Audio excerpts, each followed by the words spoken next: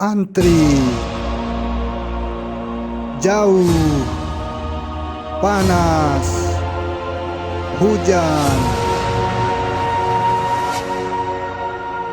Cerita penduduk desa mengenai masa lampau.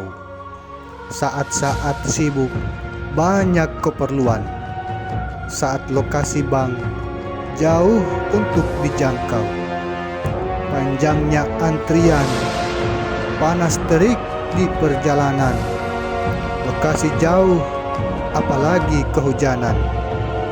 Tetapi semua itu berubah saat Mandiri Agen diluncurkan.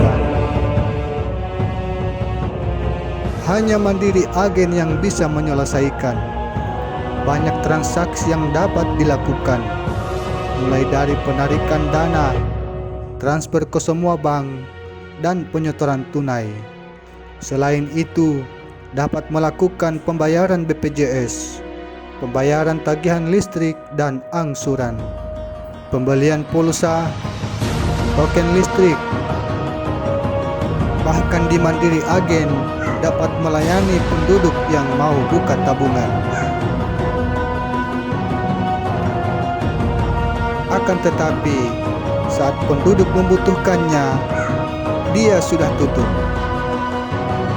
Aku yakin Mandiri Agen pasti kembali buka, menyelamatkan dunia.